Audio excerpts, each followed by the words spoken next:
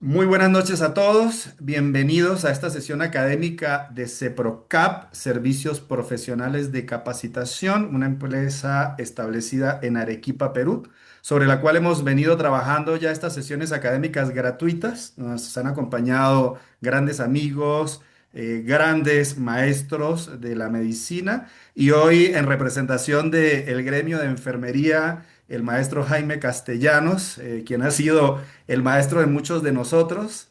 eh, Se conserva muy bien, pero ya tiene una amplia trayectoria.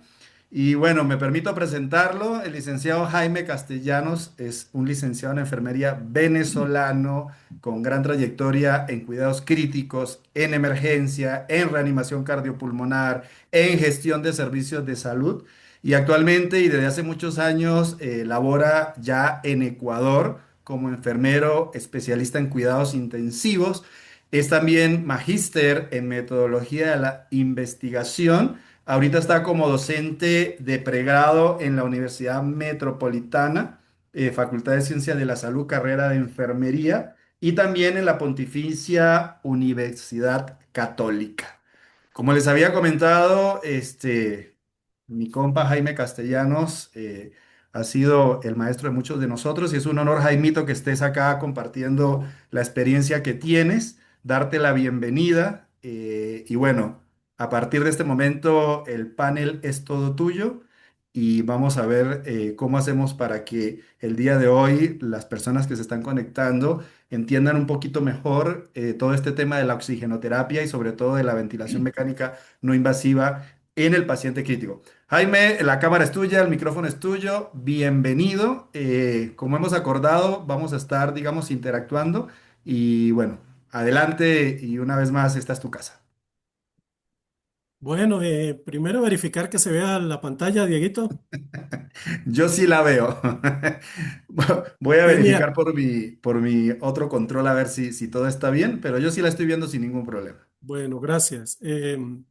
Para mí un honor de verdad estar con ustedes. Hoy no podía perderme y colaborar con Diego en su exitoso y rimbombante proyecto. Para los que no saben, a finales de marzo, específicamente el día 26, 27, 28, en Arequipa, el doctor Diego con todo el equipo multidisciplinario de CEPROCAP va a desarrollar el primer Congreso Internacional Multidisciplinario de Emergencia, donde él combina invitados enfermeros e invitados médicos. Tendremos la oportunidad de estar en este evento, ya que siempre que nos reunimos con el grupo de emergencias, en cualquier lugar que nos encontremos, de verdad la pasamos excelente. Gente muy humilde, con muchos conocimientos, con muchas capacidades, muchos seres humanos, gente interesante, que hasta en este grupo hay personas que se dan el lujo, tienen digamos, ese privilegio hasta de escribir guías clínicas como las del American Heart, incluyendo autores latinoamericanos. El tema de hoy es un tema sumamente interesante. Hablar de oxigenoterapia y ventilación mecánica no invasiva nos llena y nos infla mucho el pecho. Recordamos aquellos momentos iniciales cuando utilizábamos la máscara del BBM o el ambú para con unas ligas ponérsela al paciente y dar esos primeros pasos de la ventilación invasiva. Aparte de eso, los ventiladores no invasivos para la época no existían. Teníamos que utilizar unos equipos que no tenían compensación de fugas, no tenían un trigger o un botón de sensibilidad muy bien desarrollado, y los pacientes, evidentemente, que las evidencias no eran tan buenas como las son hoy en día. Y a partir de la pandemia con el COVID-19, que acá en el Ecuador empezó, en mi experiencia en nuestro hospital, cuando fui coordinador de la sala de cuidado intensivo del Hospital Gustavo Domínguez, recuerdo que un 27 de marzo tuvimos nuestro primer paciente con COVID. La primera herramienta que utilizamos fue tratar de no llevar ese paciente la intubación endotraqueal utilizando la ventilación no invasiva, pero no con una interfaz oronasal, sino con la cánula de alto flujo para ese momento, que ya la teníamos disponible gracias a que se habían tomado medidas por parte de la dirección del hospital para estar equipados al momento que nos llegara el paciente. Ya después, evidentemente, la población superó la cantidad de camas disponibles y empezamos a tener todos los sufrimientos que tuvimos a lo largo de toda Latinoamérica, donde no teníamos dónde ubicar los pacientes, no habían ventiladores, se acababan las cánulas de alto flujo, teníamos que usar máscaras con reservorio en la mayoría de los pacientes, hacer pronaciones conscientes y también utilizar dispositivos que ideamos como, digamos, una especie de cipado o presión continua positiva en la vía aérea al final de la expiración en forma rudimentaria.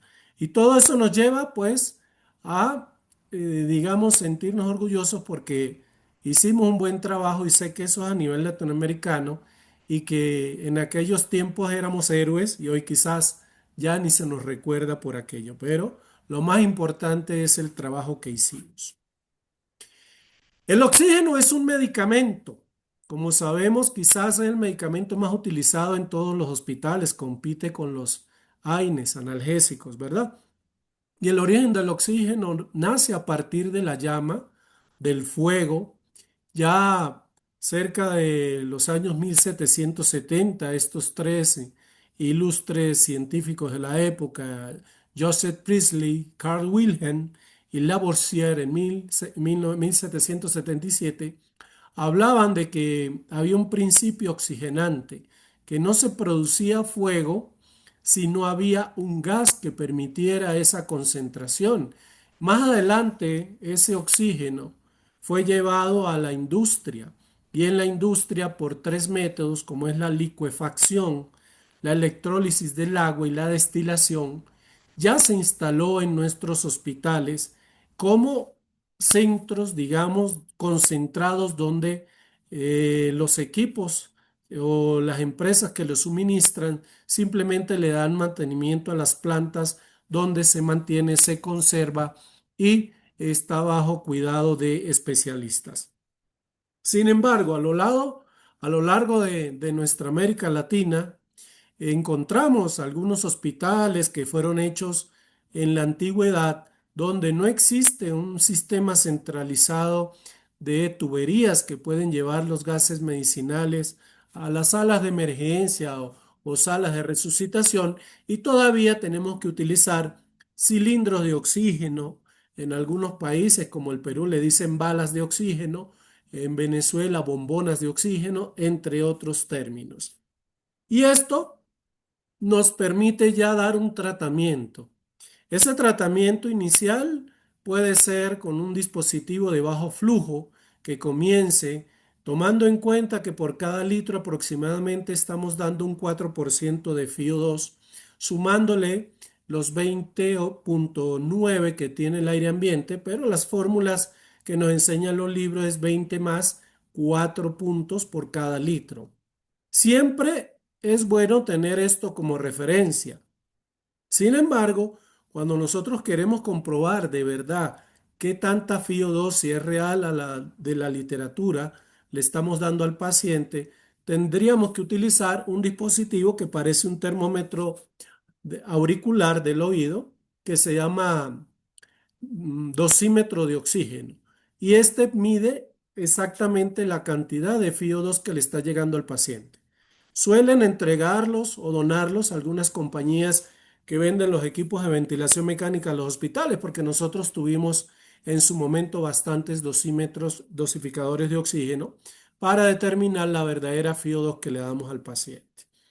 Una vez que alcanzamos los 6 litros por una cánula nasal, no debemos ponerle 7 ni 8 ni 9 porque no aumentamos la FiO2 de manera efectiva. Producimos resequedad de todo lo que es el sistema mucociliar, ¿verdad? A nivel de las fosas nasales y eso puede traducirse en daño o problemas deleterios en el paciente que incluso pueden llegar a la hemorragia. Cuando la FiO2 requerida es mayor a un 40%, ya podemos comenzar con una máscara simple. La máscara simple también es muy utilizada en las salas de urgencia y en las unidades de cuidados intensivos y críticos, sobre todo para darle soporte a aquellos pacientes que tienen, digamos, una oxigenación moderadamente comprometida y que pueden mejorar en el transcurso del tiempo. La literatura nos dice que aproximadamente si colocamos 10 litros de oxígeno en el flujómetro, estaríamos dando cerca de un 60%. Posteriormente aparecen otros dispositivos un poco más, digamos que nos dan una FiO2 más elevada. Está la máscara de reinhalación parcial, que ella carece de una válvula unidireccional y permite que el paciente haga reinhalación parcial del gas que ha exhalado que se mezcla con el oxígeno. Y esta puede utilizarse en algunos casos donde se requiera que el paciente tenga, digamos, una retención controlada de CO2 o dióxido de carbono. Al lado derecho de su pantalla encontramos la máscara de no reinhalación o máscara con reservorio que tiene una válvula unidireccional, lo que quiere decir que cuando el paciente hace la inhalación, el gas proveniente de ese reservorio que está cercano y se aproxima entre un 90 y un 100% va a ser inhalado por el paciente. Cuando el paciente exhala, hay una pequeña válvula exhalatoria que con el esfuerzo se abre y el aire sale al medio ambiente. Y la válvula unidireccional inferior se ocluye de manera de que no permite la reinhalación parcial. Se habla mucho y se suele generalizar de que cuando usamos 15 litros, el paciente recibe 100%. Eso generalmente hay que mirarlo siempre en detalle. Con el dosificador de oxígeno o dosímetro es importante medir la FiO2 real porque algunos trabajos apuntan a que realmente se da cerca de 85% estando a 15 litros. Sin embargo, la antesala de pasar de un sistema de bajo flujo a un alto flujo puede ser la máscara con reservorio de no reinhalación. Asimismo, luego están los sistemas Venturi que utilizan un principio de campana o Gauss, ¿verdad? Donde un flujo constante de litros pasando por una válvula en especie de campana que se va ensanchando a nivel de su radio, va a producir una mezcla de oxígeno bastante exacta y controlada. Y este sería un método ideal en aquellos pacientes, por ejemplo, donde queremos una FiO2 exacta, en aquellos pacientes donde no requieren alta FiO2, como los pacientes con enfermedad pulmonar obstructiva crónica o aquellos que tengan asma, son sistemas ideales. También dentro de los métodos no invasivos, otros sistemas que incorporan ya humidificadores de oxígeno tipo envase que pueden requerir o utilizar un termostato como una especie de plancha inferior o un sistema interno que se humedece el agua y la calienta, pueden usarse como aerosoles calientes para humidificar y fluidificar secreciones. Sin embargo, estos sistemas son un poco engorrosos, están cada vez más en desuso y específicamente hoy día se usan mucho fuera del hospital en las áreas ambulatorias para oxigenaciones en pacientes que tienen secreciones espesas o patrón o limpieza ineficaz de las vías aéreas. Eso nos lleva a que actualmente los sistemas de oxigenación evolucionen. Ya hoy día tenemos máscaras de oxígeno mucho más anatómicas, con cubiertas de silicona que se adaptan mucho mejor a los pacientes, permiten mejor control de la FiO2 y el flujo, y esto facilita el manejo de los pacientes. Aunado a eso, las cánulas nasales ahora tienen diversas formas y son siliconadas y se adaptan a la anatomía propia de los pacientes, porque incluso podemos medirlas antes de de colocarlas en los pacientes para brindarles mayor comodidad. En este sentido, también se incorporan a estos sistemas de última generación otros para hacer monitorizaciones. Entonces tenemos, por ejemplo, que en un paciente monitorizado con unas gafas nasales o puntas nasales, se puede también hacer una lectura controlada de la capnografía en forma no invasiva, y también están los sistemas Venturis como estos que vemos que simplemente tienen el Venturi global, donde ya se regula directamente la FIO2 y el flujo, y los Venturis que están por válvulas de colores, que son los que más conocemos. Fíjense que acá pues estamos regulando el flujo y la FIO2 para estos pacientes. 31 de FIO2, 6 litros, 35 de FIO2, 8 litros. Y esto es un sistema de Venturi con el principio de Gauss o de campana para nuestro paciente.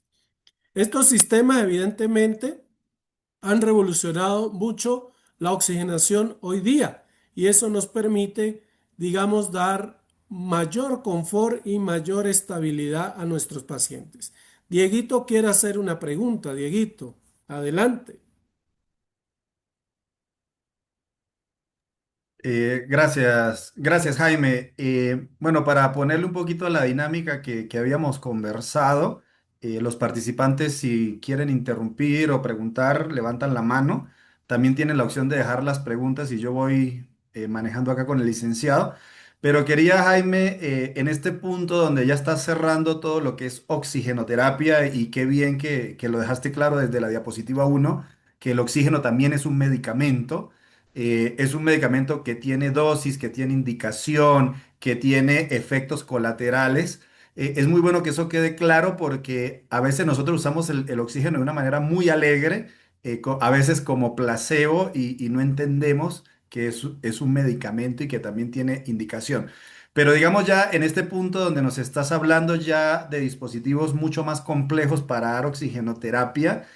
Sí me gustaría que nos fueras dando una mejor introducción hacia lo que es la perspectiva y el funcionamiento de la ventilación mecánica no invasiva, porque entiendo que es el siguiente paso antes de irnos con métodos convencionales de ventilación. Entonces, si nos pudieses aclarar eso un poco y de una vez dejar la puerta abierta para los que puedan participar o quieran participar. Sí, excelente. Ya cuando no funciona la oxigenación convencional, solemos pensar que solucionarle el problema al paciente conectándolo con un tubo endotraqueal o un dispositivo de vía aérea avanzada, conectándolo a un ventilador, vamos a darle un soporte de vida para facilitar la recuperación. Pero antes de llegar a eso, es muy importante tomar en cuenta la patología que tiene el paciente y si ese paciente se puede beneficiar de la ventilación no invasiva. Entonces, los principios básicos de la ventilación no invasiva parten.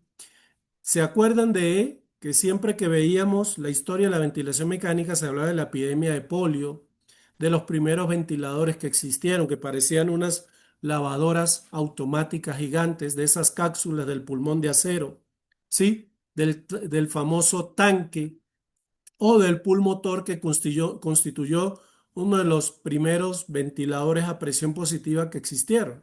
Entonces, para la época se buscaba era trabajar a nivel de la caja torácica tal cual vemos acá en nuestra imagen, donde la presión que podía ejercerse a nivel de, digamos, de la caja torácica podía hacer que el diafragma se contrayera, descendiera, y por el efecto famoso de la superjeringa, cuando se le ocluye el área de la aguja o la punta donde va la aguja, y usted echa el émbolo hacia atrás, él siempre termina devolviéndose. Entonces, ese principio se aplicó a la ventilación mecánica no invasiva. Y estos pacientes con una serie de dispositivos como casco tóraco abdominal, el pulmón de acero, el famoso tanque permitía, por efecto de extracción, hacer que el diafragma se movilizara, se contrayera, descendiera y se ventilara al paciente. Nunca con un dispositivo dentro de la vía aérea. Y esto poco a poco fue agarrando bastante, digamos, importancia para tratar la insuficiencia respiratoria. Por allá en el 1907, mucho antes de la pandemia que fue en los años 50, aparece este dispositivo pulmotor. Y ya el pulmotor, sin tener conflicto de intereses, se lo acredita a una famosa empresa que hoy día sigue fabricando ventiladores como es la alemana Drager. Entonces fíjense que el pulmotor fue el primer ventilador a presión positiva que existió. Y cuando yo trasciendo o trasfondo esto a la actualidad, me voy al área de neonatología, aprovechando que también hay unos colegas acá de Neo, donde utilizan el NeoPuff. Y el NeoPuff, evidentemente, usted hace presión a la máscara resucitadora y va midiendo el nivel de presión positiva. Algo así era con el pulmotor. Usted pasaba un switch y se generaba la presión, retiraba el switch y se generaba la exhalación. Entonces no estaban tan perdidos para la época y hoy día tiene muchísima vigencia este sistema. Luego, durante la pandemia del polio, aparecieron ya muchos equipos como el pulmón de acero, como ya lo había dicho, el famoso pulsator y el casco torácico, que ya trabajaban sin invadir la cara del paciente, la región abdominal para crear presión negativa que hiciera contraer los músculos abdominales, sobre todo el diafragma, y permitir la expansión del paciente. Pero si nosotros vemos en detalle los cuidados de enfermería para el baño, para medir los signos vitales, para facilitar al paciente la limpieza por deposición, para valorar el gasto urinario, para la terapia de lo que llamamos de movilización, era bastante limitada. Y hace pocos años atrás recordábamos que salía una noticia de un paciente norteamericano que vivió más de 70 años en un pulmón de acero y él logró adaptarse a este sistema, tener dentro de su familia sus propios cuidados y él mismo se introducía en el equipo, tenía su consumo de oxígeno cuando correspondía y fue algo que nos impresionó muchísimo. Pero evidentemente ya queda atrás y hoy día esos sistemas no se utilizan para tratar pacientes. Cuando nosotros vemos los principios de la ventilación mecánica no invasiva, tenemos que partir que todos respiramos al nivel de la presión atmosférica. Cuando estamos cerca del mar, la presión barométrica está por los 760 milímetros de mercurio. Acá en la ciudad de Quito estamos a 2.800 metros sobre el nivel del mar. Dieguito más adelante me va a decir a qué altura está Arequipa. De manera que la presión de oxígeno a nivel del mar, por ejemplo, en la ciudad de Manta, en Lima, en Piura, en Trujillo, ¿verdad? En Acapulco, en Los Roques, en Maracaibo, es cercana de entre 80 y 100 milímetros de mercurio. Pero cuando nos vamos a la sierra y subimos, ¿verdad? La montaña, nos damos cuenta que se reduce esa presión barométrica, hay menor contenido de oxígeno en la atmósfera y a pesar de ello, nuestro cuerpo trata de compensar la hemoglobina, aumenta el hematocrito para facilitar el transporte y la hematosis. Entonces, fíjense, cada vez que nosotros hacemos un esfuerzo inspiratorio, estamos generando una presión pleural y esa presión pleural de inicio es negativa, luego se hace neutro, se puede positivizar. Esa es la primera imagen donde dice ventilación espontánea. Cuando nosotros aplicamos una presión positiva como la ventilación no invasiva con una interfaz al paciente, creamos una presión que puede ser constante, pero esa presión no me genera un volumen constante, sino un volumen variable.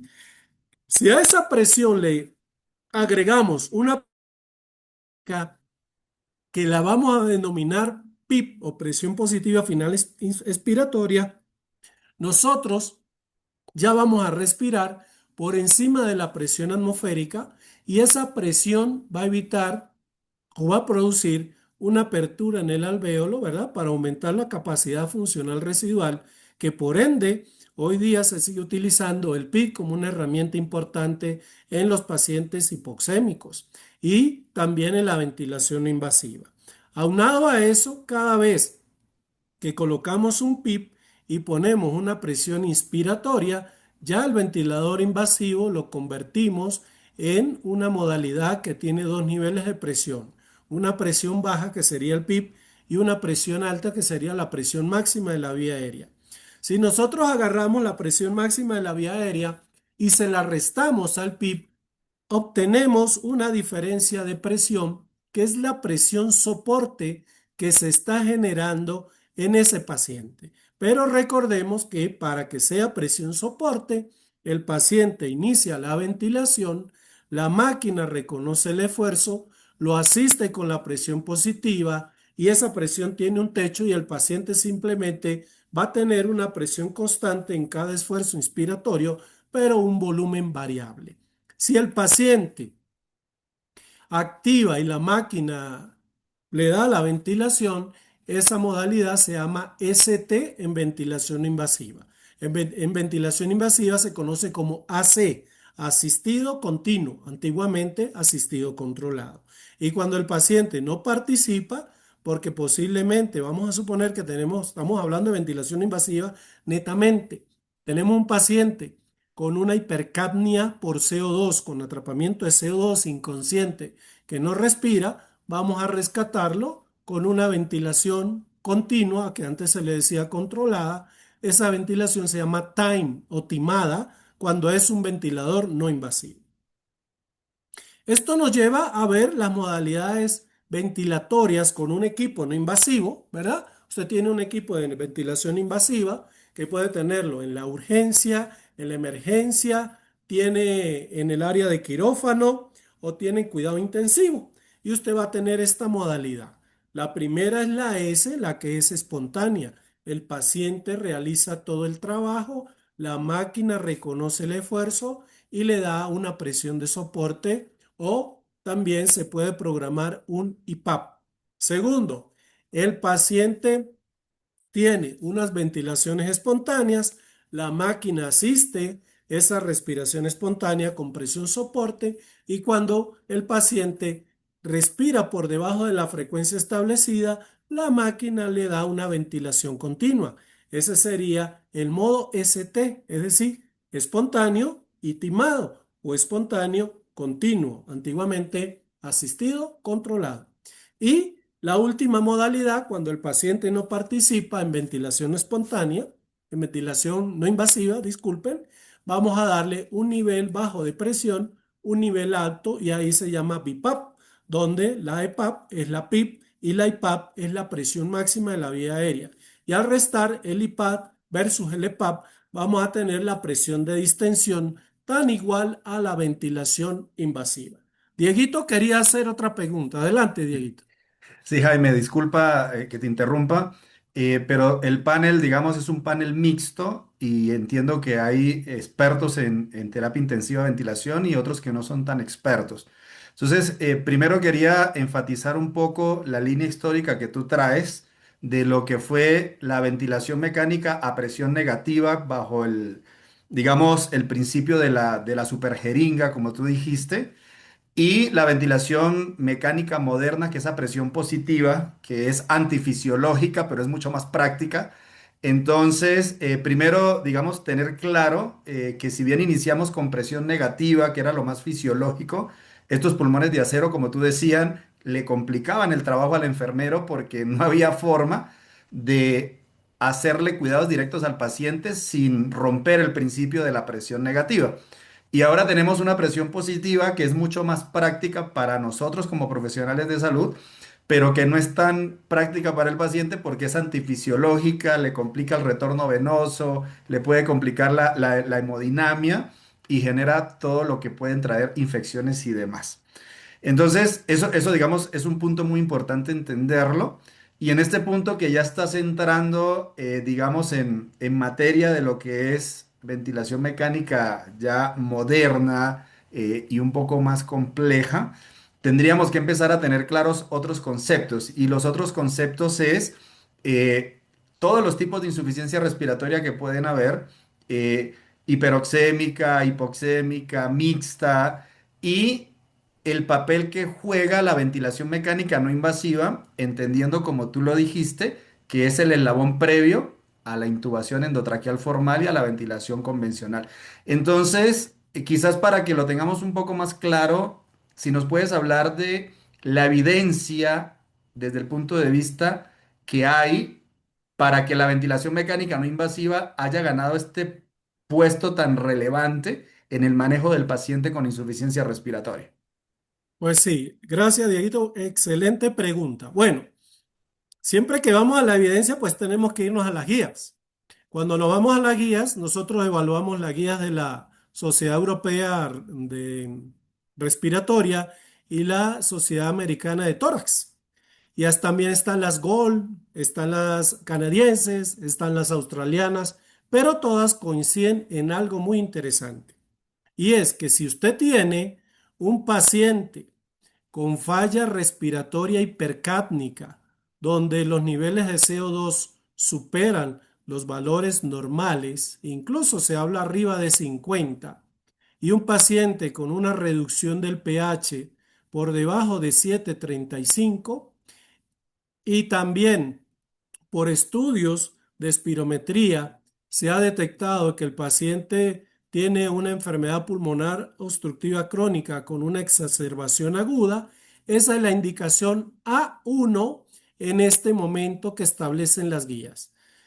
Cada vez que se conecta un paciente con EPOC reagudizado en la sala de emergencias con un equipo de ventilación invasiva y se hace un seguimiento y manejo adecuado, esto ha demostrado que disminuye la cantidad de pacientes que son intubados, la mortalidad y el tema que tú tocabas, Dieguito, porque evidentemente no es igual tener un dispositivo mínimamente invasivo a un tubo endotraqueal o un traqueostomo, ya que se logra reducir en forma importante la neumonía asociada a la ventilación mecánica.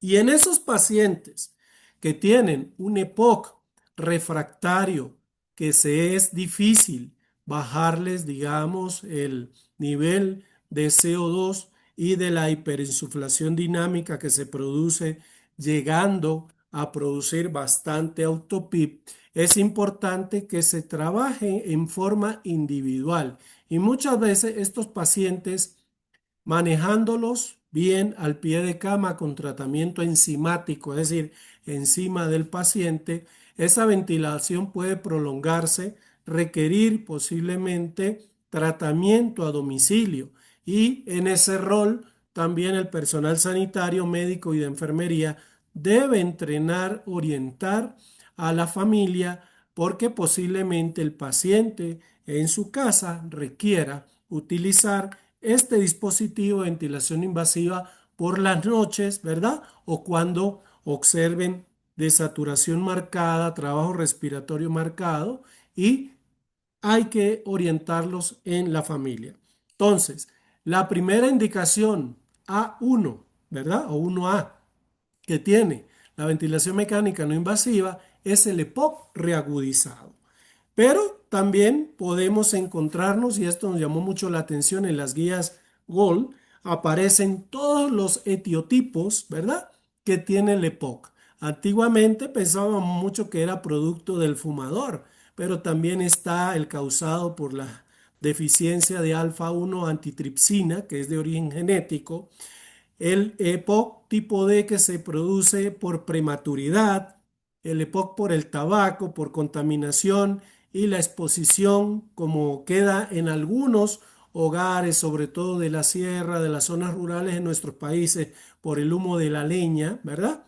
El EPOC asociado a infecciones, a repetición y sobre todo la tuberculosis, el virus de inmunodeficiencia humana e infecciones recurrentes, el EPOC producido en los pacientes asmáticos y también algunos idiopáticos de origen desconocido. Entonces hoy día hay una clasificación mucho mayor de este tipo de patologías que va más allá de la valoración gasométrica. Esto tiene que valorarse evidentemente con pletismografía, con espirometría, con flujo pico, y también con la clínica, la tomografía y los exámenes propios que se le hacen a estos pacientes.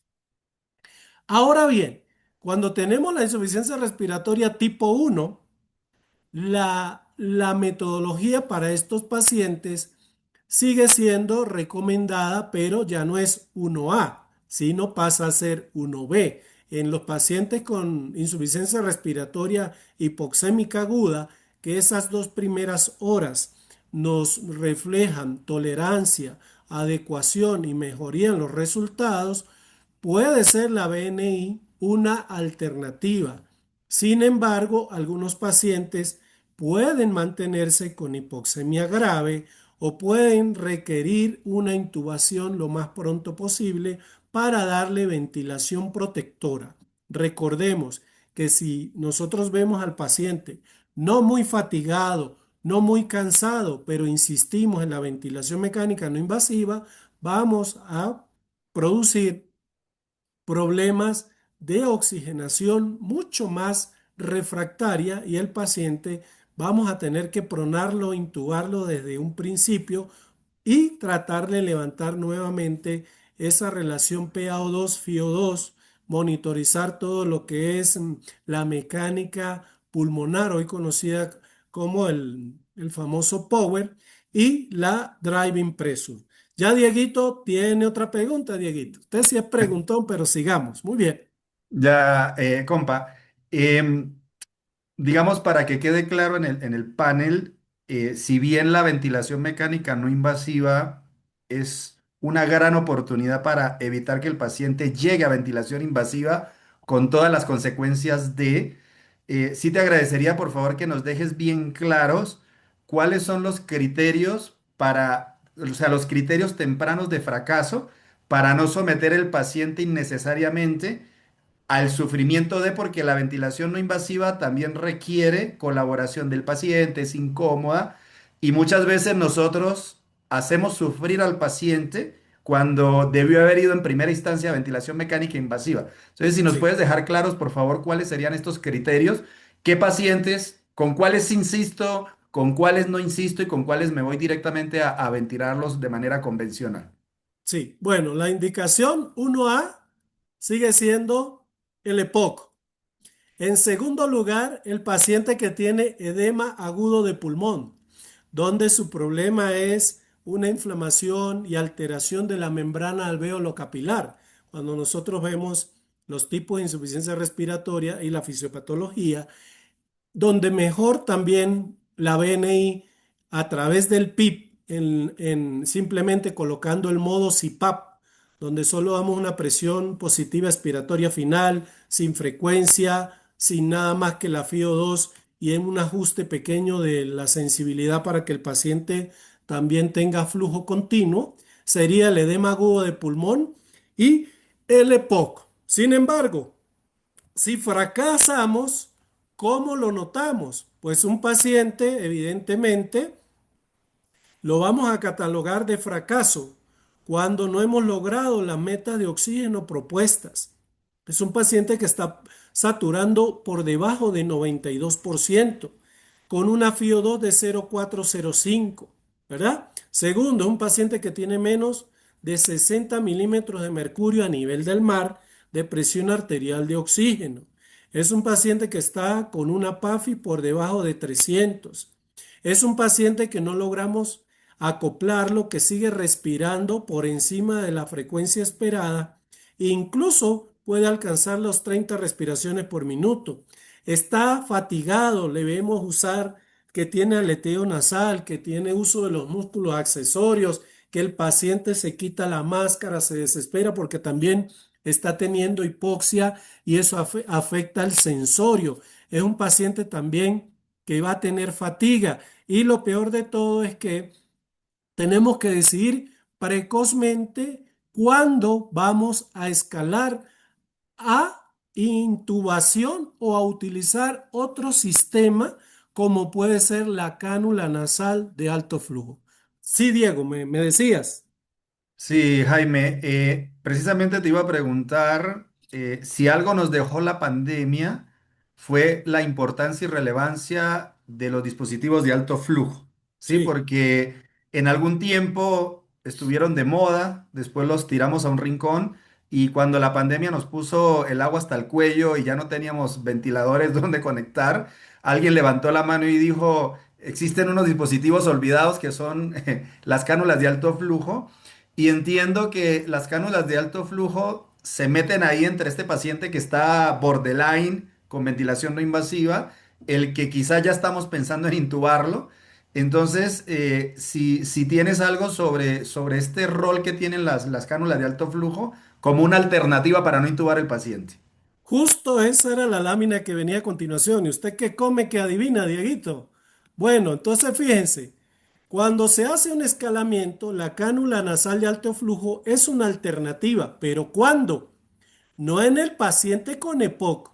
Si usted no pudo regular el CO2, el trabajo respiratorio, el autopit, la hiperinsuflación dinámica en el paciente con EPOC, tiene que llevarlo a tubo endotraqueal.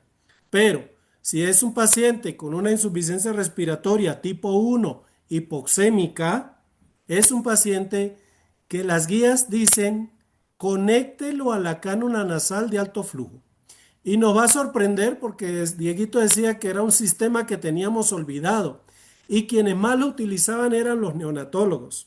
Los neonatólogos en su área específica de neonatología utilizan los blender y todavía esos sistemas de mezclar el aire comprimido con el oxígeno, llevarlos a través de un humidificador y graduar una presión de acuerdo a la profundidad de la manguera sobre un dispositivo de agua que generalmente suele colocarse unos 4 a 5 centímetros de agua, fue traspolado a los adultos, solo que el flujo en los adultos, los equipos comerciales llegaron a darnos 60 litros, pero yo recuerdo que hay un equipo que se llama alto flujo y alta velocidad que tuvimos en demo en nuestro hospital que daba 80 litros por minuto. Eso es una barbaridad. Entonces, la cánula de alto flujo está indicada y sigue indicada cuando tenemos una insuficiencia respiratoria tipo 1, cuando tenemos un paciente que se acaba de extubar de ventilación invasiva y queremos evitar la reintubación, cuando también queremos darle tratamiento o soporte a un paciente en forma convencional para no llevarlo a la claustrofobia o la ansiedad que le produce la ventilación no invasiva. Pero tenemos que monitorizar en este caso el índice de ROX y hoy día también está el índice de ROX modificado, donde vamos a utilizar la saturación de oxígeno del paciente, la FiO2 y la frecuencia y mediante la fórmula hacer el cálculo para valorar que el paciente a las 2 horas, a las 6 horas y a las 12 horas esté por encima de 4,88. Si el paciente tiene menos o alcanza menos de 3,85 de índice de ROX, es un paciente que está altamente catalogado que va a fracasar la cánula de alto flujo. Y cuando tiene menos de 3 es un paciente que necesariamente hay que llevar al tubo endotraqueal. Entonces, el uso de la cánula nasal de alto flujo no debe ser para todos los pacientes. También pensemos que el oxígeno es muy costoso y que cuando usamos 30, 60, 70, 40 litros por minuto de oxígeno, multipliquemos por 60, multipliquemos por 24 y nosotros nos damos cuenta que estamos gastando demasiado flujo de oxígeno en ese paciente y que posiblemente otra alternativa como la ventilación invasiva o llevar el paciente a tubo endotraqueal por el índice de Ross puede ser una mejor terapia. ¿Qué otra pregunta, Dieguito? Que veo que tiene levantada la mano. Sí, sí, Jaime. O sea, me parece excelente la línea que tú traes de menos a más. eh, Cánula nasal, máscara simple, máscara reservorio, no relanación, Venturis, me parece perfecto porque es el deber ser para el paciente. Nosotros deberíamos, en la medida de lo posible, ir escalando y si es que no podemos escalar, tener criterios para decir, con este insisto con oxigenoterapia, con este insisto con cánula de alto flujo, con este insisto con CPAP, pero también es claro que hay pacientes que no necesitan pasar por toda esta escalera y hay pacientes en los cuales quizás deberíamos, por simplemente porque es lo que corresponde, irnos directamente con ventilación invasiva, que entendemos que no es para todos, pero para el paciente indicado es la mejor estrategia para que su evolución sea buena. Entonces, si podrías, digamos, esta parte de la presentación cerrarnos para que el Sí. panel tenga muy claro en qué situaciones obvia todo lo que vienes comentando y se va de frente con una intubación endotraqueal o una ventilación invasiva por el dispositivo que quiera. Sí, algo que hay que tener en cuenta. A raíz de la aparición de estos sistemas de ventilación o no invasivo, nosotros tenemos que tener, digamos, las unidades de cuidado de terapia respiratoria, donde se aplica ventilación invasiva en las áreas de emergencia. También tenemos que tener el área para donde están los sillones que van los pacientes a cánula nasal de alto flujo, pero evidentemente no puede faltar el kit, el coche, que nosotros lo organizamos de esa forma en el hospital donde fui coordinador de terapia intensiva, teníamos un kit exclusivo de vía aérea. Y ese kit evidentemente tenía, como decimos hoy día, todos los jugueticos que incluía video, laringoscopio, etcétera, etcétera, todos los sistemas. Cuando esto falla, cuando el paciente está muy agitado, frecuencia respiratoria arriba de 30 o menor a 10, cuando el paciente tiene una PAFI menor a 300, 200 como límite, cuando tiene una SAFI arriba de 400, cuando tiene un índice de ROC por debajo de 3, cuando tiene una placa algodonosa, ¿verdad? Con infiltrados importantes, cuando se le ha administrado oxígeno y en vez de aumentar más del 10 o el 20% se mantiene constante y no mejora, se llama hipoxemia refractaria, ese paciente tiene que ir a ventilación mecánica. No se debe retardar. Y esa ventilación mecánica tiene que ser colocada con parámetros acorde a la patología. Recordemos que la ventilación para un síndrome de distrés respiratorio del adulto lleva la ventilación protectiva, volumen tidal cercano de 4 a 6 cc por kilo, ¿verdad? La FiO2 aproximadamente 60, ajustada para un PID entre 7 y 10 centímetros de agua, donde se busca un rescate del paciente de ese proceso de fatiga, cansancio, alteraciones neurológicas, mentales, físicas y sobre todo mejorar la captación de oxígeno por los tejidos. Entonces no se debe retrasar la intubación. Nosotros tenemos que tener programas establecidos para que una vez se evalúe el paciente y al paciente se le coloque los requerimientos de oxígeno junto con la radiografía o la tomografía de tórax, la gasometría arterial, lo que el paciente manifieste y los recursos que tengamos, establecer de inmediato si ese paciente va a intubación. Es mejor una intubación programada y precoz que tardía y ya cuando el paciente va a ser mucho más complicado sacarlo de esa hipoxemia refractaria. Adelante, Dieguito. Ya, Jaime, gracias. Gracias por tu apertura. Y igual dejar claro a los participantes que pueden levantar su mano para activarles el micrófono o pueden dejar en el chat la pregunta para que nos vaya, digamos, fluyendo la presentación. Pero en este caso, para el foro, Jaime, por favor, es muy importante que una vez que yo decido intubar el paciente, estos objetivos que yo estoy buscando, sean medibles de una manera, digamos, objetiva para yo saber si tomé la decisión correcta, si programé el ventilador de la manera correcta y si tengo que hacer ajustes precoces en mi estrategia inicial, porque nosotros intubamos el paciente bajo una lógica, pero el paciente responde bajo su patología. Entonces sí es muy importante si nos puedes hablar de criterios de quizás objetivos para que el que decide intubar un paciente sepa que tomó la decisión correcta y si es que programó de manera inapropiada el ventilador pueda corregirlo de manera aguda. Sí, hay algo interesante. Hay criterios de éxito para el paciente intubado. y hay criterios de éxito para el paciente en BNI. Cuando el paciente tiene ventilación mecánica no invasiva, vemos un paciente que hemodinámicamente puede tener vasopresores, pero nos mantiene los indicadores de buena perfusión, una buena presión arterial media, hoy día una diastólica, un paciente que tiene frecuencias cardíacas que puede estar taquicárdico, pero no en taquicardias de alarma mayores a 120. El paciente coopera, el paciente participa, con él negociamos periodos de descanso.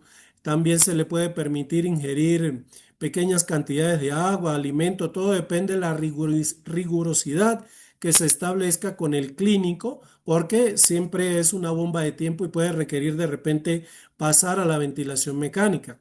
Es un paciente que vemos confortable, que colabora, ya no tiene tanto trabajo y uso de los músculos respiratorios, su PAFI, su saturación están mejorando, el valor de los gases arteriales ya no está tan acidótico. Es un paciente que está tolerando la ventilación mecánica no invasiva. Si nos vamos a la ventilación invasiva, evidentemente tendríamos que hacer otro webinar para hablar de todo lo que es la ventilación protectiva y los parámetros objetivos de acuerdo a la patología. Entonces, todos los pacientes no se ventilan igual en forma invasiva.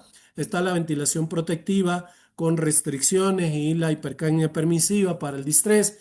Está la ventilación para el paciente con EPOC, con frecuencia respiratoria baja, tiempos expiratorios largos para darle chance del vaciamiento. Está la ventilación para el paciente neuromuscular, está para el paciente neurocrítico y esos son protocolos muy, muy diferentes a los de la ventilación invasiva. Dígame, Dieguito. Ya, Jaime, muchas gracias. Primero informarte que estás a punto de romper la marca de los 100 participantes en vivo. Entonces, ahí te vamos a dar un bono al desempeño. Pero ya también hay algunos que están activos por el chat de WhatsApp que tenemos y alguien nos ha preguntado si es que ha variado la escala de Glasgow en relación al criterio de intubación. Ya la doctora Jessica Bravo, gran amiga mexicana, nos ha, digamos, hecho un aporte donde habla de que va a depender obviamente mucho de la situación porque el paciente puede tener 15 de Glasgow y tener trabajo respiratorio o puede tener 3 de Glasgow y estar respirando bien, ¿no? Sí, Yo... exacto. Hoy día no es tan severo eso de que Glasgow menor a 8, intúbeme. No, no, no, no, no, no, no. Hay Sí, que tener mucho cuidado, como tú dices, sí. sí, yo siempre, digamos, a mis alumnos le hago esta analogía, ¿no?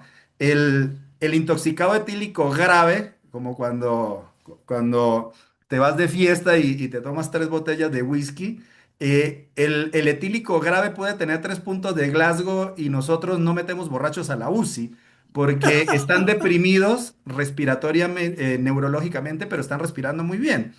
Pero Sí, también, como dice Jessica, podemos tener pacientes con 15 puntos de Glasgow que tienen una insuficiencia respiratoria, que tienen una neumonía a focos múltiples, que están en distrés respiratorio, y a eso sí tenemos que intubarlos. Entonces, quizás si nos puedes cerrar un poco esta pregunta que tienen en el chat de la escala de croma de Glasgow y cómo la vamos a interpretar. sí.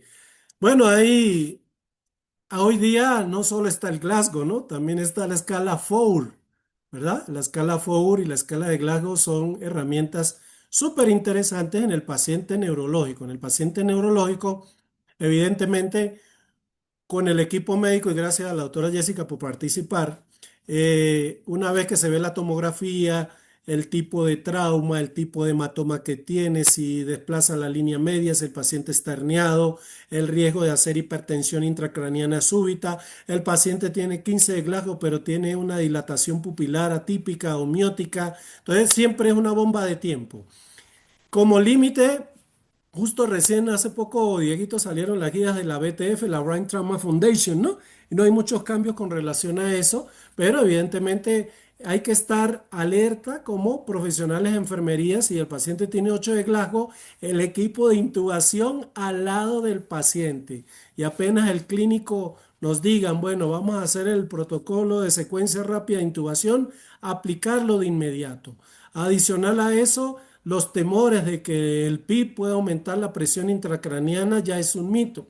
Cada 5 centímetros de PIB aparentemente apenas aumentan de 1 a 1,3 milímetros de mercurio la presión intracraneana. Entonces eso ya se puede dar prioridad a esos pacientes de intubarlos y si tienen hipoxemia refractaria añadida, ajustar los niveles de PIB a valores muy convencionales a los pacientes habituales con distrés respiratorio, que no va a pasar nada. Recordemos que también no se debe tomar aisladamente el Glasgow como un motivo o causa de intubación. El paciente también puede tener un choque hemorrágico, puede tener un choque séptico o puede tener, digamos, alguna secuela postoperatoria inmediata que puede requerir ventilación lo más pronto posible. Entonces, esos criterios siempre se manejan. Lo importante de esto es Jaime, también, disculpa, antes de que sí, avances, disculpa que sí, te corte. Jesús Fernández está levantando la mano, le va a dar el derecho de activar su micrófono. a la orden, Hmm. don Jesús. Hola doctor, buenas noches doctores. Estoy aquí escuchando el tema no muy interesante, pero en su experiencia, no sé si me están escuchando. Sí, Perfecto. te escuchamos perfecto. Bueno, en su experiencia, estos pacientes con EPOC, cuando falla el BNI, empiezan con mala mecánica ventilatoria, ¿no? Las frecuencias respiratorias arriba de 30, alteración del Glasgow, todo lo que mencionó, y netamente tienen que ir a lo que es una intubación endotraqueal. En su experiencia de usted, ¿cuál sería el modo más recomendado para estos pacientes con EPOC, puesto que tienen mucho CO2 elevado, incluso para sacar la frecuencia respiratoria por fórmula? Llegando, qué sé yo, poniendo para lavar el CO2 a 28, a veces como límite, aumentando el IE 1/3. Uno hace gasometrías de controles, sin embargo, no baja mucho el CO2. Con Mm. estos pacientes así de esta magnitud, y bueno, he visto también que el tema del PIC tampoco se aumenta mucho porque los pulmones obviamente están, eh, obviamente fibróticos por el tema del EPOC. En su Sí. experiencia, ¿cómo manejaría estos pacientes así? No sé si han topado con pacientes así difíciles de bajar el tema del CO2 estando ya con intubación endotraqueal. Claro, Jesús, claro. Fíjate algo, las guías son muy concretas. Y también en el área de terapia intensiva con el doctor Dieguito, que Dieguito fue mi jefe también en una sala de cuidado intensivo que teníamos en Venezuela en su momento. Cuando nosotros programamos el ventilador en un paciente con EPOC, si colocamos frecuencias respiratorias de 28, como tú indicas, nosotros vamos a aumentar más la hiperinsuflación dinámica del paciente, vamos a incrementar el autopip. Entonces, lo primero que haríamos es, el paciente se intuba con secuencia rápida, tratar de no colocarle relajante muscular, sino llevarlo a un nivel de sedación con un RAS bastante bajo. De manera que cuando el médico meta el laringoscopio, el videolaringo, no tenga mucha resistencia, colocó el tubo, hacemos la prueba respectiva, inflamos el COP con la normativa de neumotaponamiento en nuestra sala, fijamos y conectamos el ventilador. Generalmente hay médicos que adoran la modalidad por control de presión, la modalidad por control de volumen, pero las guías dicen que se recomienda dar parámetros volumétricos con volumen controlado. Inicialmente, como un paciente que viene fatigado, hay que lavar CO2, pero eso de lavar CO2 se interpreta de mucha frecuencia. No es así, es baja frecuencia. 8, 10, 12 por minuto. Tiempo inspiratorio cortito, 0,5, 0,7, 0,8.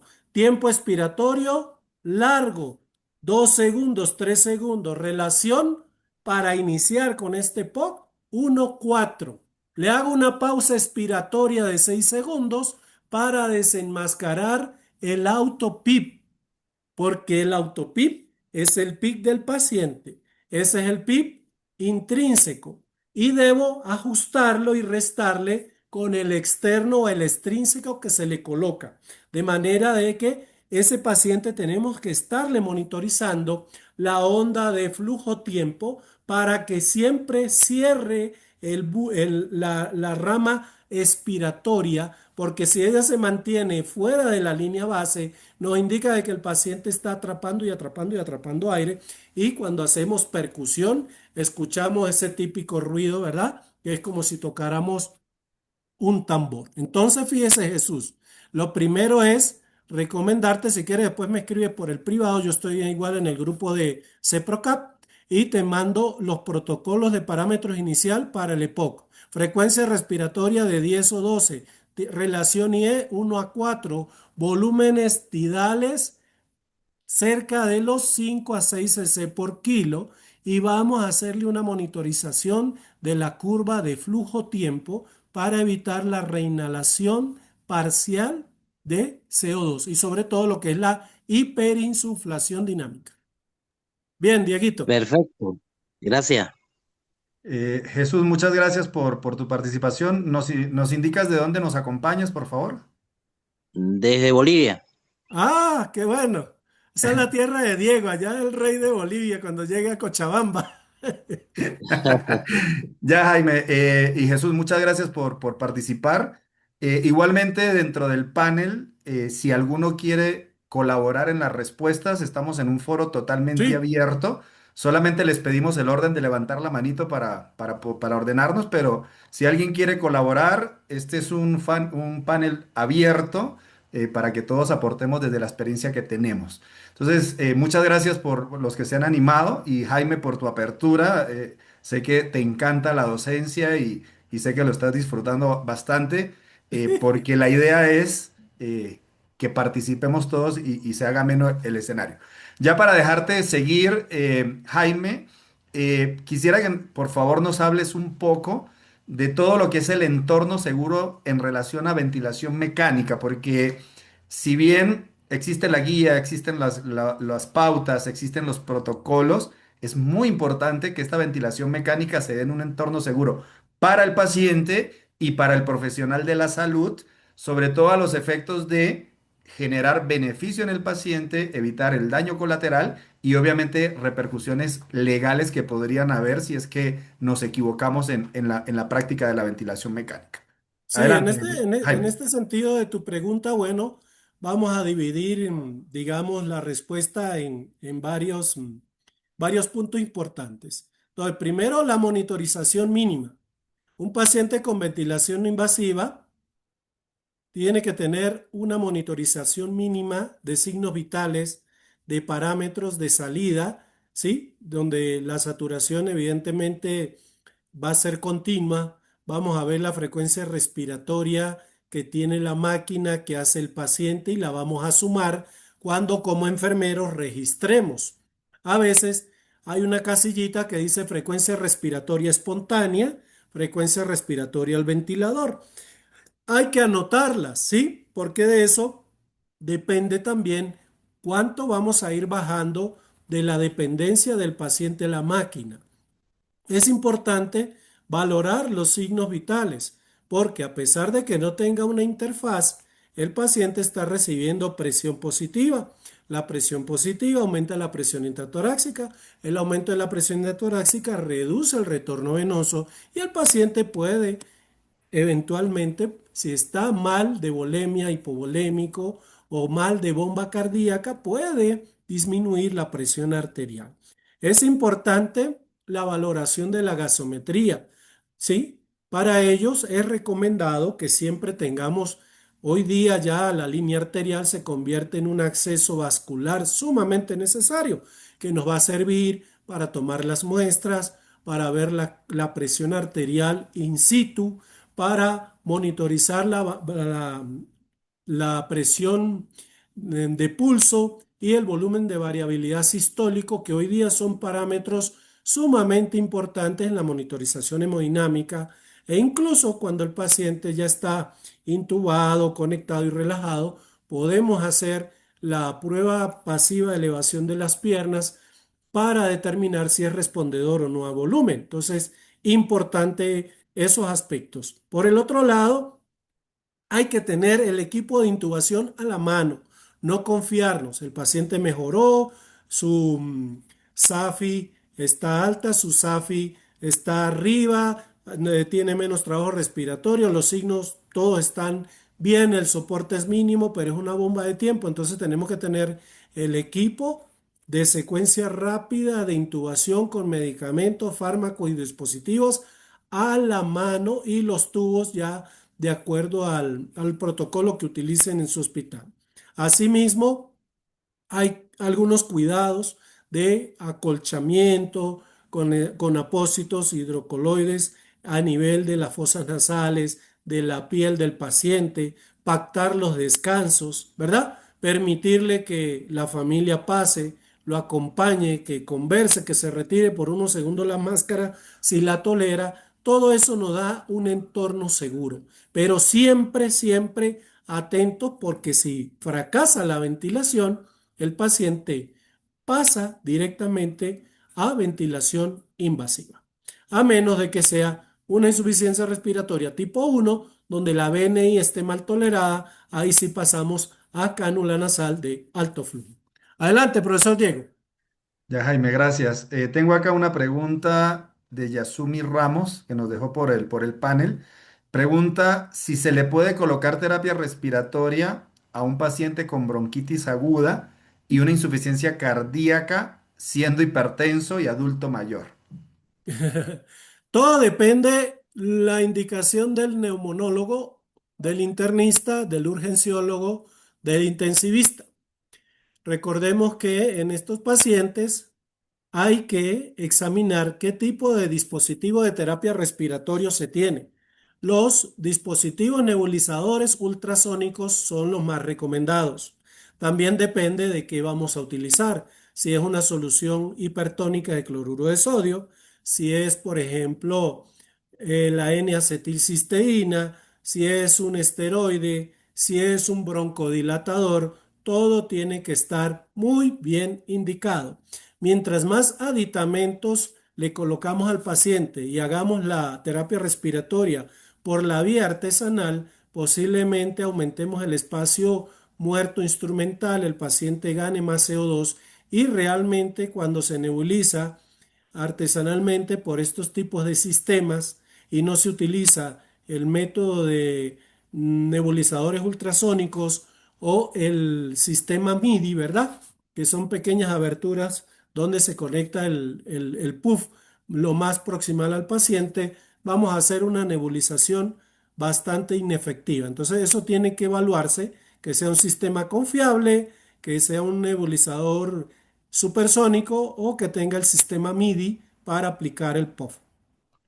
Gracias, gracias Jaime. Y bueno, complementar un poco ya en el contexto adulto mayor, quizás donde hay que tener más cuidados con los beta-2 agonistas por el efecto taquicardizante, ¿no? Entonces Sí. ahí ya en el contexto cardiópata adulto mayor, ¿ya? Más allá de lo que ya nos Sí, comentaste. exacto. Por eso le decía que hay otras alternativas como depende qué queremos hacer, ¿no? Si es esteroide para bajar la inflamación, si es acetilcisteína para ayudar también a lo que es la fluidificación de secreciones.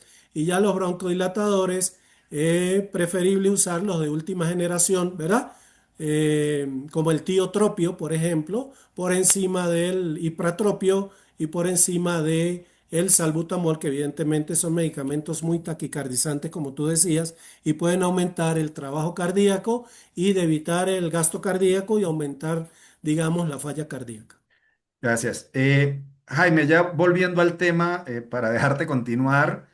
Em, es muy importante que el panel entienda que cuando nosotros hablamos de ventilación mecánica no invasiva, parte del éxito es la colaboración del paciente.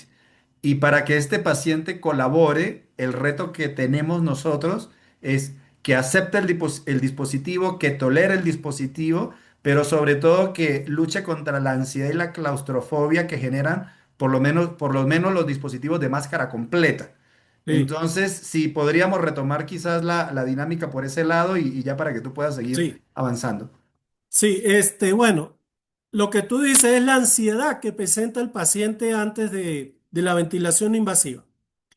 Nosotros, evidentemente, de acuerdo a, como preguntaba por allí Jesús también, su experiencia, y a veces no está en los libros, siempre es importante conversar con el paciente, sentarnos con él y muchas veces utilizar una moneda de cambio. La moneda de cambio son dos fotografías, un paciente intubado y un paciente en BNI que le enseñamos a nuestro paciente.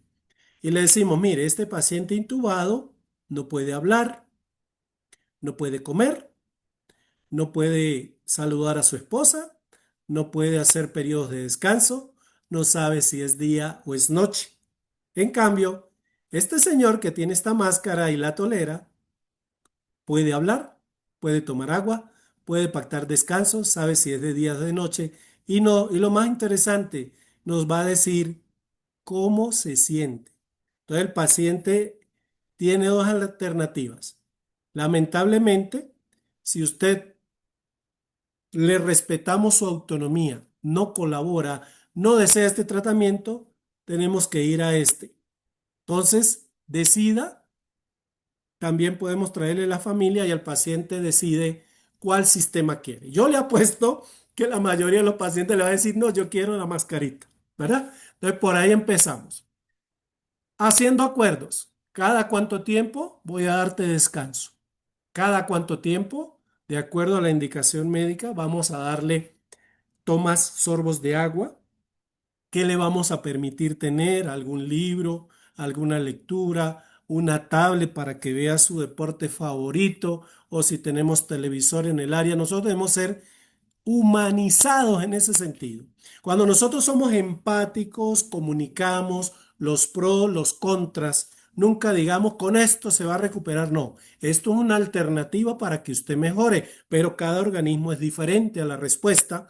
Yo apuesto que el paciente se va a sentir de que esa persona que está allá le transmite confianza y evidentemente va a poner de su parte para vencer la ansiedad. Entonces, la ansiedad se trabaja con empatía con el paciente, que el paciente se siente importante, que nosotros le preguntemos cómo se siente, quiere que lo acomodemos, lo bajo de la cama, lo subo de la cama, tiene la máscara muy apretada y hacer ensayos previos para que él se vaya acostumbrando. Eso se llaman aproximaciones sucesivas, ¿no? Es como cuando el niño se orina en la cama, que empezamos a despertarlo a tales horas en la madrugada hasta que él dice, no, ya no quiero que me despierten, ya no me orino. Orino antes y orino cuando me levante. Entonces, algo así es todo de hacer tratos. Hay pacientes que no hay manera, estimados amigos, que colaboren. Entonces, ni modo, esos pacientes van a intubación lo más pronto posible.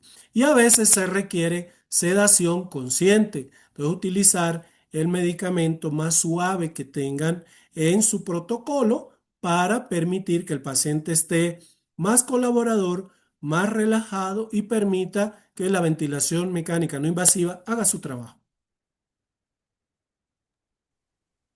Perfecto, perfecto, Jaime. Creo que nos queda súper claro y digamos, para que los participantes no se asusten porque estas láminas parecieran que es mucho más complejo que la ventilación mecánica Sí, invasiva.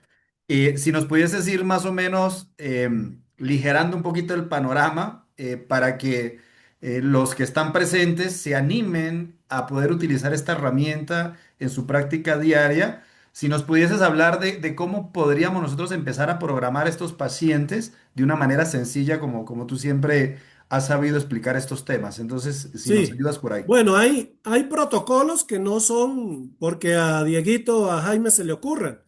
Eh, Están en las guías. Las guías dicen, bueno, si tienes un paciente con EPOC que vas a llevar a ventilación mecánica no invasiva, tú tienes que hacer las medidas de las diferentes interfaces que tienes. Vas a enseñarle al paciente y le vas a decir que, por ejemplo, la interfaz oronasal, como la que vemos en pantalla, o la Total Face, o el casco Helmet, son las más utilizadas y que dan los parámetros más exactos, pero va a depender del nivel de colaboración. Evidentemente, si yo me veo como un astronauta, no voy a querer el helmet. Si me veo con el Total Face, también puede darme claustrofobia. La más tolerada va a ser la máscara orofacial.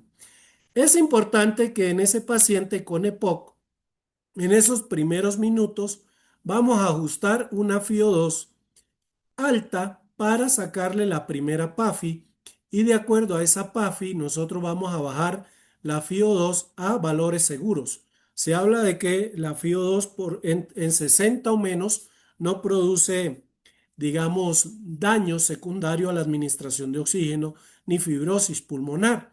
Teniendo una FIO2 de 60 con un paciente que sature con EPOC entre 86 y 90%, está en piloto automático. Este no es un paciente que queremos saturar 100%, porque en ellos eso altera a nivel del bulbo raquídeo y de la médula espinal y del líquido cefalorraquídeo el pH y la respuesta del reflejo respiratorio se compromete. Este es un paciente que lo llamamos un paciente que está con una hipoxemia que se le permite por su condición clínica, ¿verdad?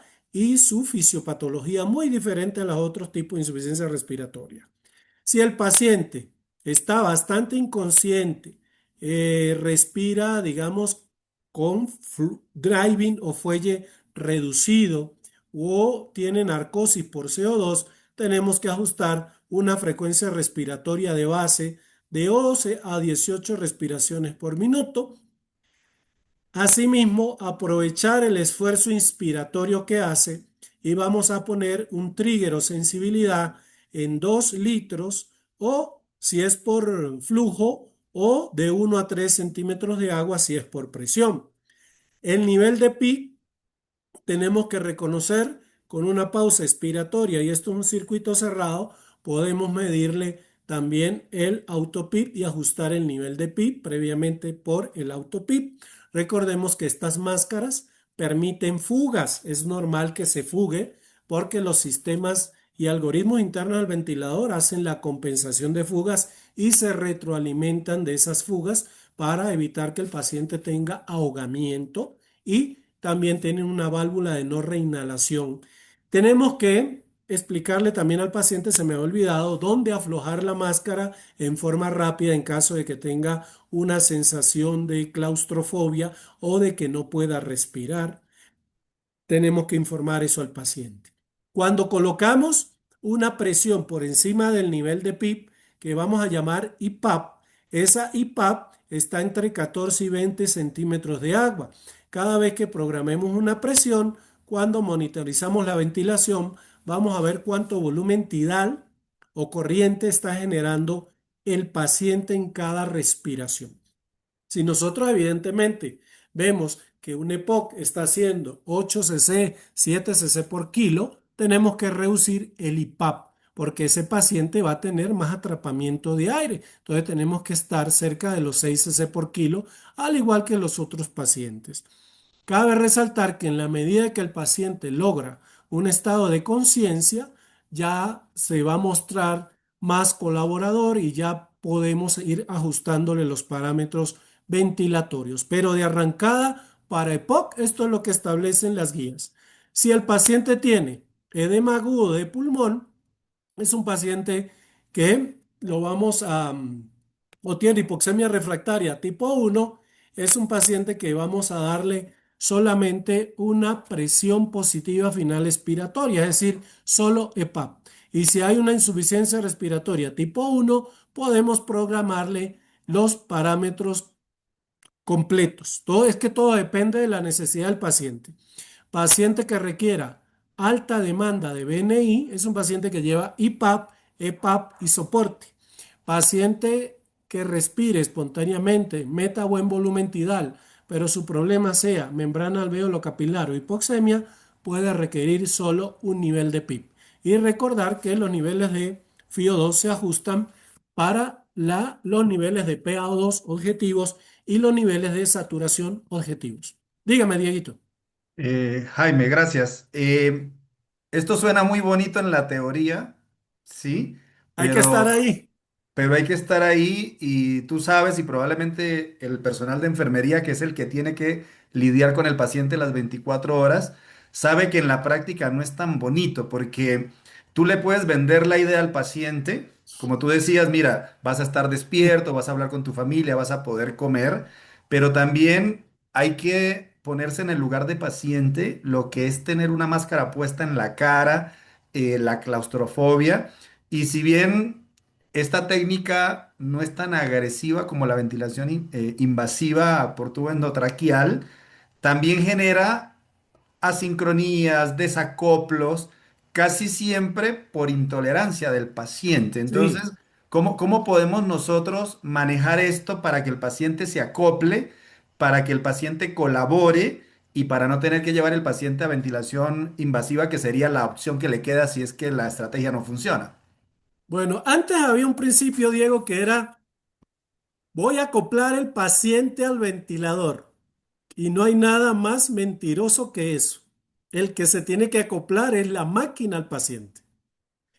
Generalmente las asincronías pueden producirse por mala programación, porque el nivel de trigger, el nivel de presión está muy alto, porque hemos ajustado mucho la máscara, porque el nivel de PIB supera, digamos, el PIB real que el paciente necesita.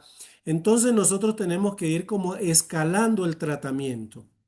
Esa aproximación inicial, cuando nosotros le ponemos la mascarita al paciente, vamos a hacerla con parámetros bajos, con bajo nivel de PIC, con bajo nivel de IPAP, y vamos a ir viendo la respuesta. En la medida que nosotros le digamos al paciente, déjese llevar, inhale y él sienta la bocarada de aire. ¿Cómo la siente? ¿Tiene mucha presión? Dice, mucha presión. Entonces nosotros bajamos el IPAP. ¿Tiene mucha presión? No siente nada, entonces subimos el IPAP y luego vamos monitorizando cómo está la saturación con el EPAP, porque el EPAP va a ser para la bomba oxigenatoria, que es el PIP, y el IPAP y la presión soporte va a ser para la bomba ventilatoria, que es el CO2. A veces empieza el paciente con aleteo y uso de músculos accesorios. Cuando eso ocurre hay que subir el nivel de IPAP. Cuando el paciente desatura hay que ajustar el nivel de PIP. Cuando el paciente está muy agitado, hay que seguir conversando con él. Cuando el paciente hace esfuerzos que vemos como pequeñas espigas en la curva de presión tiempo o flujo tiempo, tenemos que ir ajustando la sensibilidad para que cada respiración del paciente trate de compensarse con el equipo. Y algo muy interesante que ha pasado los últimos años es que, ¿te acuerdas, Dieguito, del tradicional IMB? Por Ventilación supuesto. mecánica intermitente, le decíamos. Hoy día hay 5 IMBs. Los modos ventilatorios nuevos, que son modos inteligentes de asa cerrada, tienen hasta 5 formas de dar el IMB. El IMB convencional, que dejaba respirar al paciente en fase expiratoria y le daba ventilaciones asistidas, que lo conocíamos como SIMB, hoy día no es SIMB, es IMB. Luego está el IMB, donde el paciente puede superar el volumen minuto y la máquina se inhibe y lo deja respirar. Luego está el IMB3, donde el paciente, si supera la frecuencia respiratoria programada, la máquina lo pasa a un modo espontáneo. Luego está el IMB4, donde la máquina es capaz de pasar de un controlador de volumen a uno de presión y viceversa, que eso se conoce como la ventilación dual. Y luego está otra modalidad, que es la IMB5, que solo lo tiene un sistema de ventilación como es el Vela Viasis. Entonces, hay muchas formas de tratar de compensar el paciente. Y el secreto es, si nos llega un equipo de última generación, leamos el manual, porque las siglas no dicen nada. Las siglas son nomenclaturas usadas por los ingenieros, pero cuando leemos el manual y vemos la secuencia ventilatoria, porque tenemos lo que son los patrones funcionales son 5. Control volumen, IMB volumen, control presión, IMB presión y ventilación espontánea. Entonces, la ventilación espontánea es donde caben todas las modalidades que conocemos como tipos de IMB. Voy contigo, Dieguito. Gracias, gracias Jaime. En realidad, la ventilación mecánica es un arte. Como tú dices, más allá de la teoría y la práctica, hay que encontrar la forma de que la estrategia se adapte al paciente, porque Ahí es donde está el éxito, ¿sí? Pero ya digamos, para ir perfilando el cierre y no extendernos, te agradecería por favor si nos pudieses hablar un poco de una vez que ya todo ha funcionado y es perfecto, y ya estamos decidiendo retirar, cuál es la mejor estrategia y cuál es el mejor protocolo para preparar estos pacientes y que vuelvan a ventilación espontánea. Sí, bueno, hay criterios clínicos, evidentemente, hay criterios gasométricos y hay de funcionalidad de los músculos respiratorios. Cuando el paciente ya tiene una presión soporte igual o menor a 6, cuando el paciente tolera una presión positiva continua como el CPAP, cuando el paciente ya gasométricamente llegó a las metas de oxígeno, cuando tiene una FiO2 por debajo de 0,6, cuando gasométricamente está en equilibrio ácido básico o de acuerdo a su patología está en la zona de seguridad, cuando el paciente está consciente y nos hace la señal de todo chévere, todo ok, ya es hora de que empecemos a pasarlo a un sistema de alto flujo como la cánula nasal o directamente a un sistema de bajo flujo como puede ser una máscara con reservorio simple o una cánula nasal. Lo importante es siempre la clínica del paciente.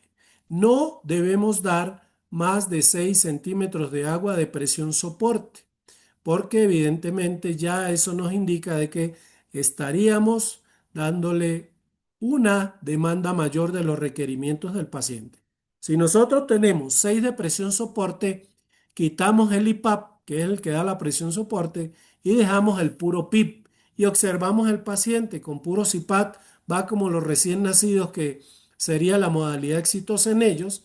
Ese paciente puede pasar a un sistema de bajo flujo. Si es un paciente que todavía requiere presión soporte entre 6 y 12 centímetros de agua y no ha sido posible retirarlo del ventilador, vamos a pasarlo a la cánula nasal de alto flujo y empezamos con una FiO2 de 0,4 a 0,6 y con 30 litros por minuto.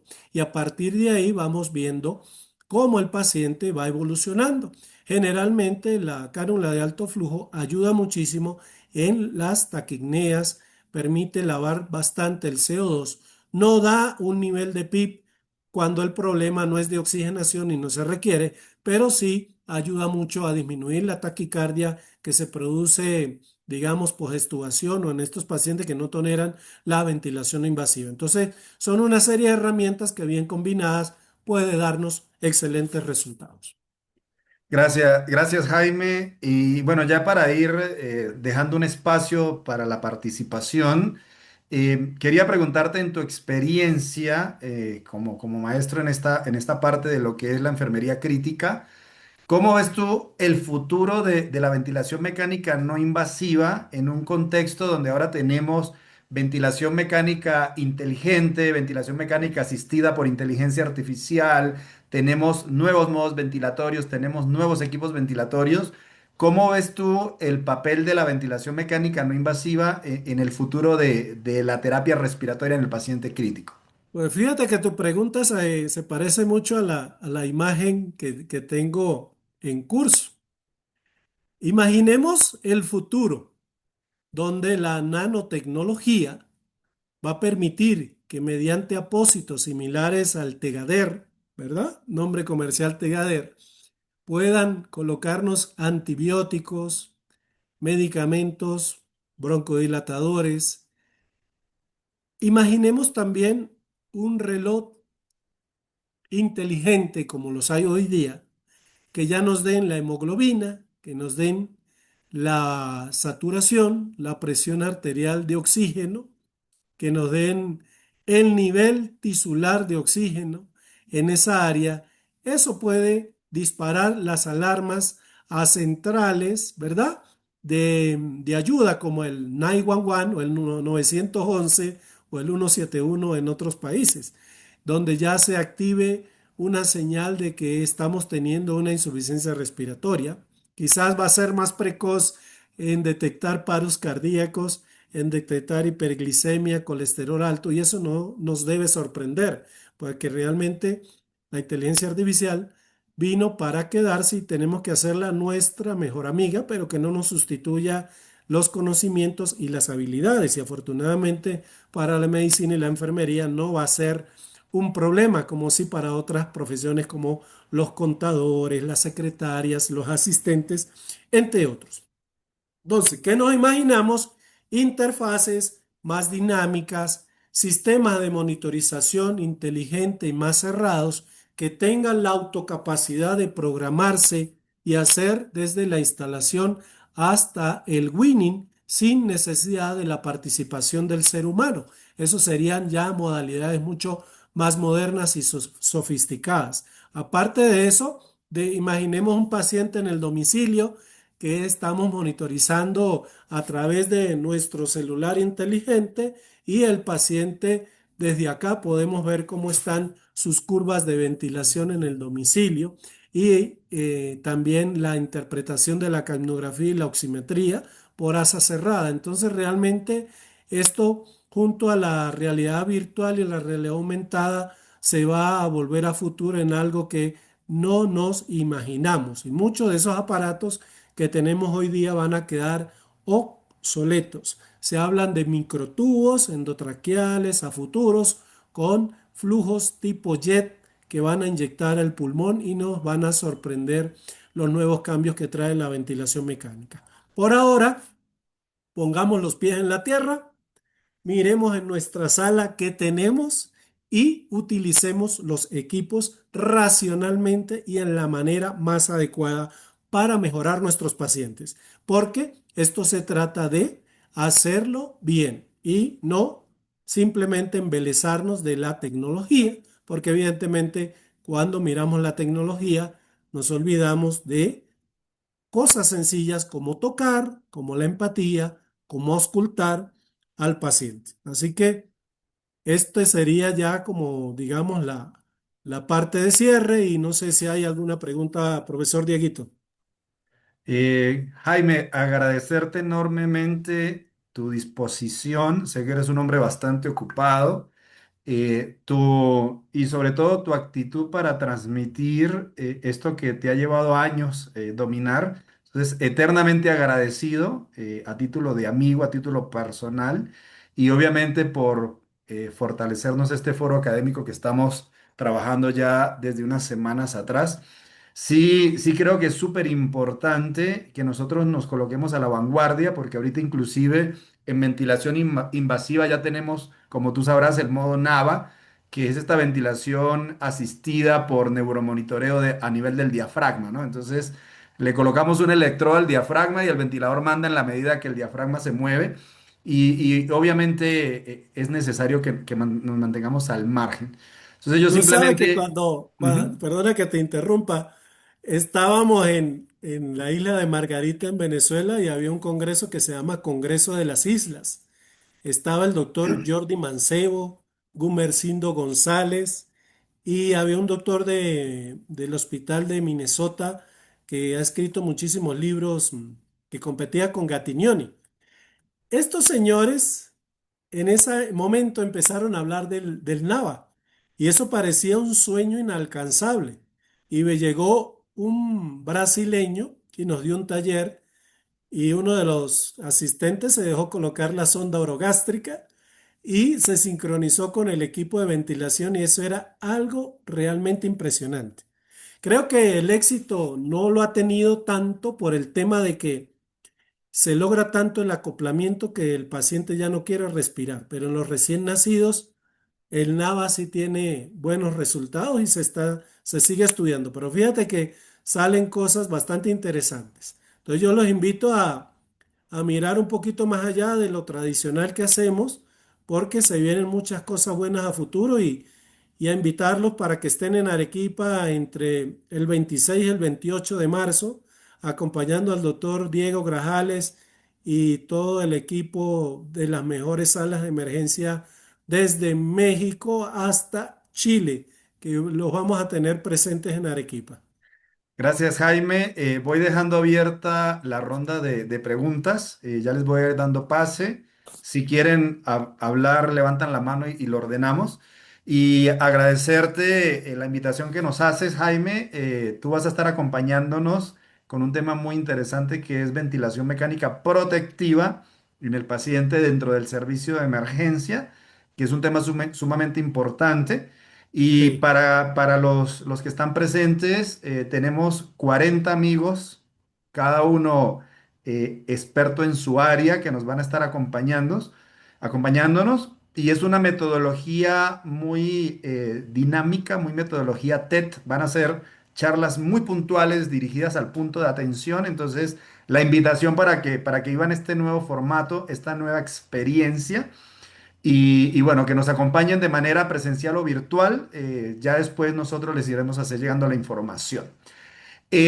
Adam Torres nos escribe por el chat, Jaime, nos dice, maestro, muchas gracias por transmitir su conocimiento, facilitar la comprensión del tema, excelente disertación, felicidades a la dinámica educativa y lo estamos visualizando desde México, donde ya tú eres prácticamente sí. residente. Adán es un enfermero como pocos.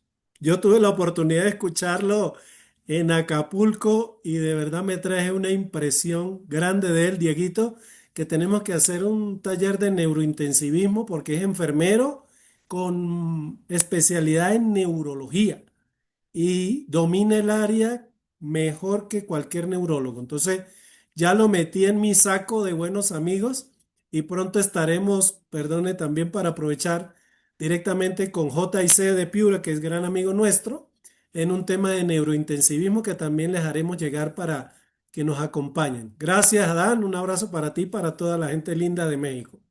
Sí, gracias Jaime. Como tú lo decías al principio, estamos tratando de crear espacios para todos los profesionales de la salud y bienvenido a la incorporación de los grandes amigos enfermeros que son especialistas en las materias que les corresponden y ya nos estaremos viendo en futuras oportunidades.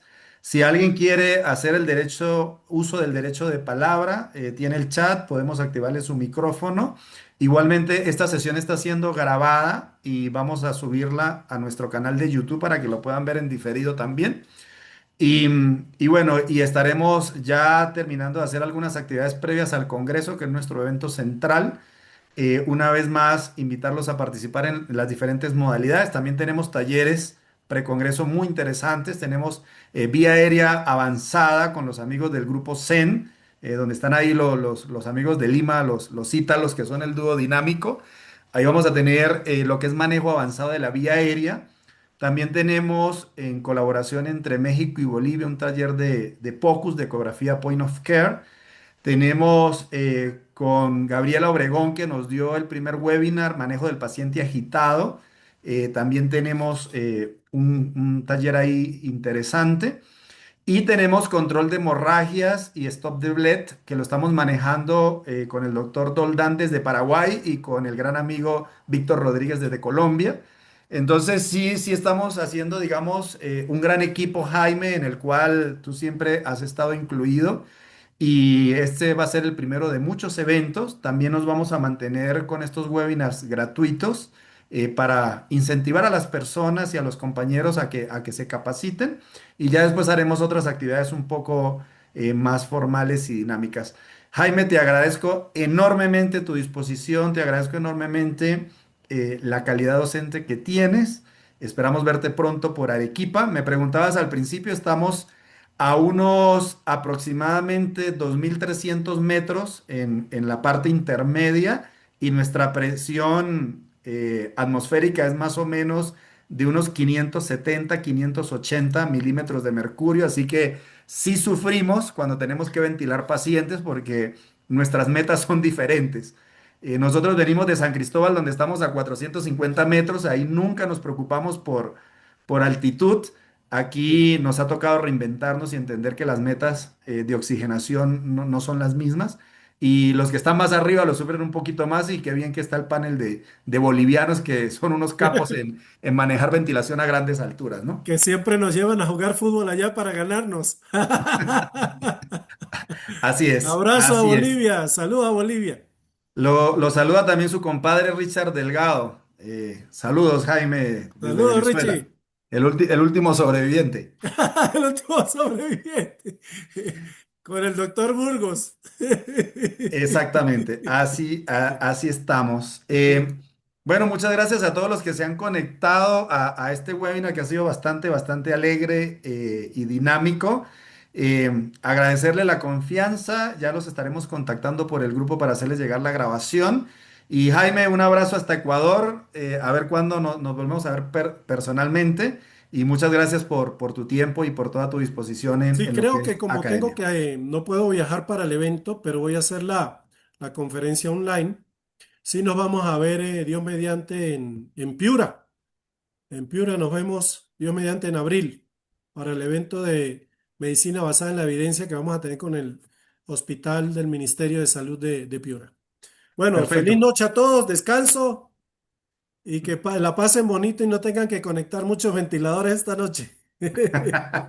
Dale, Jaime, feliz noche a todos y muchas gracias. Hasta luego.